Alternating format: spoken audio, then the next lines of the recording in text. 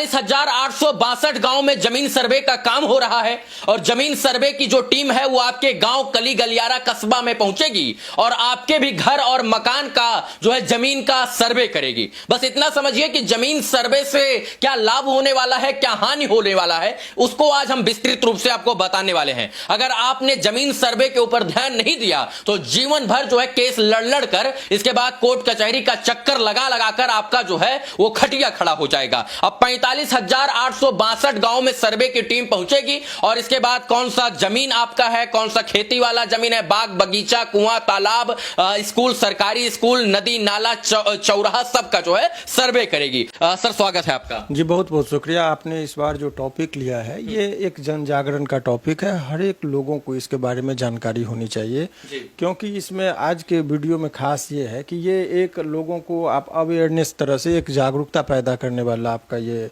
News है।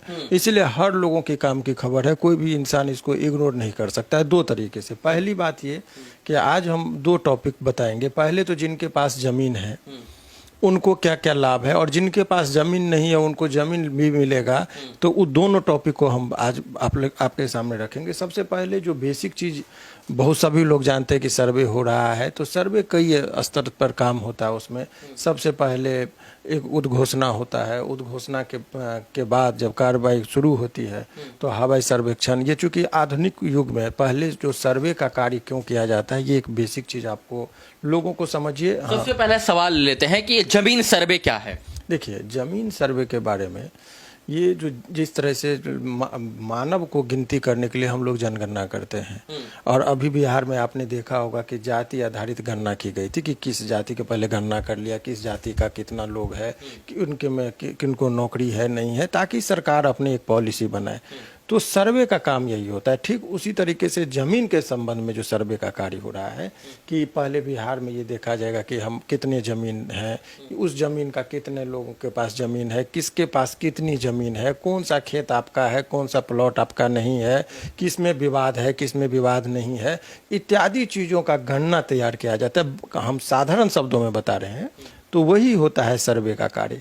सर्वे के संबंध में सबसे पहले समझिए, जो अभी बिहार में जो प्रचलित है सर्वे, अभी कहीं भी कोई विवाद जमीन के संबंध में होता है तो सबसे पहले हम लोग सर्वे के आधार पर जो खतियान तैयार होता है, खतियान को देखते हैं और खतियान के आधार पर ही तय होता है कि कौन इसका मालिक है, कौन इसका मालिक नहीं है। तो वही चीज़ का अभी हो रहा है, क्योंकि ये सबसे पहले जो सर्वे हुआ था, कैडेस्ट्रियल सर्वे 1898 ईस्वी में हुआ था, जो 1920 ईस्वी तक चला था। उसके बाद वो एक मूल रजिस्टर तैयार हुआ जिसमें जमींदार, जैसे कोई गांव है तो गांव को हम लोग सर्वे के भाषा में हिंदी में मौजा कहते हैं कि इस मौजा में, वो सर्वे का मौजा होता है, तो इस मौजा में इतनी ज़मीन है, टोटल इतना प्लॉट है और उस प्लॉट में जो प्लॉट नंबर दे दिया है 1 2 3 4 इत्यादि, और वो प्लॉट का कौन प्लॉट का मालिक कौन है, उस ज़मीन का किस्म क्या है, वो खेती की ज़मीन है कि बासडी है, भिंड है, क्या है, माने हर चीज़ का वो एक विस्तृत जानकारी उस रजिस्टर में होता है जिसको खतियान हम लोग कहते हैं। तो खतियान तैयार होगा सर्वे के आधार पर, तो उसी पर आपका मेन डॉक्यूमेंट्स होता है ज़मीन के संबंध में। जब कभी भी विवाद होगा तो वहीं से देखा जाता है। तो कैडेस्ट्रल सर्वे हुआ था, उसके बाद जो आज़ादी के बाद लगा कि नहीं, वो चूँकि अंग्रेज के ज़माने का किया हुआ था, हालांकि उसको भी अभी इनकार नहीं किया जा सकता, उसका भी अपना महत्व है। अब तो उसके बाद रिवीजन उसमें किया गया, पुनरीक्षण की हम देखते हैं कि उसमें बहुत सारे परिवर्तन हुए, तो रिविजनल सर्वे हुआ। वो बहुत जगह हुआ, बिहार में 38 जिला में मात्र 20 जगह ही वो हो पाया था और जिला में हुआ भी नहीं था। फिर अभी चूँकि इस आधुनिक युग में देखा गया कि जितने भी क्राइम हो रहे हैं, मर्डर हो रहे हैं, हत्याएं हो रही है, गोली चल रहा है, उसमें सबसे बड़ा फैक्टर जो है वो ज़मीनी विवाद है। तो आखिर ज़मीनी विवाद का, ज़मीन किसी का कोई और बेच रहा है, हिस्सेदार पट्टेदार में झगड़ा हो रहा है कि ये मेरा दादा का था तो मेरा हुआ, ये मेरे परदादा का था मेरा, मैंने विभिन्न तरह की बातें। तो इसमें कहने में कोई दोहराई नहीं है। हर सरकार की अपनी, कुछ लोग प्रशंसक हैं, कुछ लोग आलोचक हैं, लेकिन निष्पक्षता से यदि आप देखेंगे तो सर्वे का कार्य कराने का जो आदरणीय मुख्यमंत्री नीतीश कुमार जी का निर्णय है वो बहुत ही सराहनीय है और ये बहुत ही साहसिक भी है। इससे जमीन विवाद रुकेगा? नोट जमीन विवाद, इससे क्राइम का बहुत हद तक रुकेगा और लोग कोई ना कोई कमोबेश जितने भी लोग हैं जमीनी विवाद से ग्रसित हैं। यदि बहुत लोग जो है सो आरी को पतला कर दिया तो उन्हें मिट्टी उट्टी देके ठीक कर लीजिए, तो पहला काम इन लोगों का ये है। दूसरा है कि आपको जमीन के बारे में कैंप लगेगा हर गांव में। जो मतलब अमीन होंगे, कानून को होंगे, उसमें कानून को तीन चार लोगों की कमिटी है, वो लोग जो सर्वे करने के बारे में बहुत व्याख्या हम लॉ के पॉइंट पर इसलिए जा रहे कि लोगों को उससे नहीं मतलब, बस कैंप लगेगा। कौन होंगे उस चीज को बाद में बताएंगे, क्योंकि वो लीगल एस्पेक्ट से नहीं, कानूनी तौर पर जितना लोगों को जरूरत है उतना। बहुत सारे लोग पढ़ाने लगते, वो पढ़ाने की जरूरत नहीं। गांव में कैंप लगेगा, गांव में कैंप लगेगा, चाहे वो पंचायत स्तर पर पंचायत भवन पर हो या जहां भी हो, आपको अभी उसकी जानकारी दी जाएगी। आप गांव में आपका जो है सो कैंप लगेगा। अब कैंप लगकर आपको एक फॉर्म 2 है, फॉर्म 2 का हम चाहेंगे कि आप एक फोटो ले लीजिए, लोगों को दिखाइए। इस तरह का फॉर्म 2 होगा। आप कैमरामैन को हम चाहेंगे कि देखिए ये फॉर्म 2 है, एकदम क्लोज करके लीजिए। यही फॉर्म आपको मिलेगा और आपके इसमें जो आपका कमेंट बॉक्स है उसमें हम डाउनलोड करके जो है डिस्क्रिप्शन में आप डाल दीजिए इसको फोटो खींच के, ताकि लोग वहाँ से प्रिंट लगा, कहीं भटकना नहीं पड़ेगा। गाँव देहात के लोग भी इसी का प्रिंट निकाल के इसको भरेंगे। इसमें क्या क्या है, नज़दीक लाइए कैमरामैन, हम दिखाएंगे कि देखिए इसमें रैयत का नाम, आपको पहले इसमें राजस्व गांव का नाम, थाना संख्या, हल्का, अंचल, जिला इत्यादि का नाम भर दीजिए। और इसमें रैयत का, ये रैयत का मतलब होता है मालिक, कौन सा जमीन आपका है, उसका स्थायी पता, आपका उसका ब्यौरा देना होगा, कौन कौन जमीन आपका है, खाता, खेसरा, रकबा मतलब एरिया, 2 कट्ठा 4 कट्ठा जो है, चौहदी। जमीन का किस्म होता है, किस्म का मतलब कि खेती की जमीन है कि बांस की जमीन, जो भी है आपको देना होगा। बाग के है, बगीचे के है, पेड़ है, पौधा, भूमि पर दावा का आधार, आप किस आधार पर इस जमीन पर दावा कर रहे हैं, ये भी एक बहुत महत्वपूर्ण चीज है। हो सकता है कि वो जमीन आपका पूर्वज का हो। जमीन जब किसी भी व्यक्ति का होता है तो मान लीजिए हम खरीदे होंगे तो सेल्फ एक्वायर्ड प्रॉपर्टी हो गई।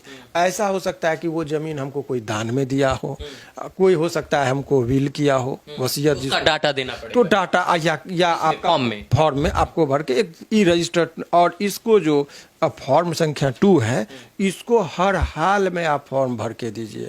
कैंप लगेगा, कैंप में जो अधिकारी हैं उनको भर कर देना, हर प्लॉट के बारे में आपको देना होगा। अब इसको दीजिए और इसको 2 कॉपी में भर के जाइए। एगो फोटो कॉपी करा लीजिए, भरने के बाद एक कॉपी आपको रिसीविंग देगा। ध्यान रहे कि रिसीविंग लेना नहीं भूलिएगा, क्योंकि त्रुटियां होगी तो आपका दावा जिंदा रहेगा। आपका काम है उसका रिसीविंग ले लीजिए, 2 कॉपी में भर के दी जाइए, एक कॉपी उनको दे दीजिए और एक कॉपी पर रिसीविंग करा के आप रख लीजिए। सभी लोगों की इसकी आवश्यकता होगी। उसके बाद फॉर्म इसमें जो मैंने बताया, आपका प्रपत्र 2 जो है जमीन की घोषणा का शिविर में जमा करके उसका रिसीविंग प्राप्त करना होगा। उसके बाद मान लीजिए अधिकतर लोगों का जमीन जो है वो बने दादा के नाम से था, परदादा के नाम से था, वंश के अनुसार वो जमीन आया है, तो आपको एक वंशावली बनाना होगा। अब ये एक बहुत महत्वपूर्ण पॉइंट है कि वंशावली जो बनाना है लोगों को, वो वंशावली कैसे बनेगा। तो इसमें क्या कोर्ट में जाना पड़ेगा, एफिडेविट करना पड़ेगा या कुछ, तो आपको बहुत साधारण शब्दों में करें कि कहीं जाने की जरूरत नहीं है। एक पेन से लेकर अपने से आप बना लीजिए कि मेरे दादा ये थे, उनके 4 पुत्र हुए, 4 पुत्रियां हुई, ये सारा चीज़ आप करके उसमें डाल दीजिए। वो भी फॉर्म आपको दिखा रहे हैं, फॉर्म 3 कहते हैं। वो 2 और 3 फॉर्म भर के आपको देना होगा। अब सवाल ये है कि ये जो फॉर्म का आपको मैंने कहा कि वंशावली में, तो वंशावली कहाँ से तैयार करें, किसके, तो उसका एक साधारण सा तरीका है कि देखिए कि जमाबंदी में रसीद, जमाबंदी में किन के नाम से है, यानी इसका पता करने के लिए रजिस्टर 2 में देखिए कि जैसे आपके जमाबंदी जो है यानी कि रसीद जो कट रहा है उसमें ऊपर से आप देखिएगा तो जमाबंदी कैंप किन के नाम से आपको पता चलेगा। यदि दादा के नाम से है तो दादा से शुरुआत कीजिए। जमाबंदी कैंप यदि परदादा के नाम से है तो परदादा के से शुरुआत कीजिए। जिनसे है वहीं से नीचे वंशावली, वंश वृक्ष कहते हैं, वो सभी लोग जानते हैं। उसका तैयार करके अपने से लेके और नीचे 10 के, कहीं कोई वकील, कोई मुंशी या कोर्ट कचहरी जाने की जरूरत है। आपको जो है जो आपको पता है वो दे दीजिए। ये काम निरीक्षण करने वाले पदाधिकारी का काम है कि आपके इस डाटा के आधार पर एक एक चीज का वो मिलान करेंगे, चाहे वो जिससे पूछे, वो उनका हेडेक है, आपका हेडेक नहीं है, वो सारा चीज को वो कर लेंगे। तो ये अगर आप दिखाना चाह रहे हैं अपने दर्शकों को, फॉर्म 3 दो ही डॉक्यूमेंट्स का इसमें जरूरत पड़ेगा। ये वंशावली का देखिए, स्वघोषणा के विरुद्ध निर्गत किए जाने वाले सत्यापन प्रमाण पत्र का है। अब उसी में आपको वंशावली का, इधर आइए दिखाइए लोगों को, ये वंशावली का ये फॉर्मेट है। वो लिखिएगा सेवा में सिविल प्रभारी अंचल पदाधिकारी, इसमें नाम भर देना खाली, और उपरोक्त विषय के संबंध में आपका वंश का क्या है, यही चीज को गौर से आप दिखाइए। यही एक फॉर्म आएगा जो लोगों को भर के ये रिसीविंग आपको लेना है। अब इतना चीज आप कर दिए तो आपका काम अभी फिलहाल जो है सो माने ये हो गया। 7 कर्तव्य हैं आपको करना पड़ेगा। 2 कर्तव्य मैंने बताया कि आप पहले आर में ठीक कीजिए। दूसरा आपका है कि जमीन की घोषणा पत्र आप 2 और 3 में डाल दीजिए।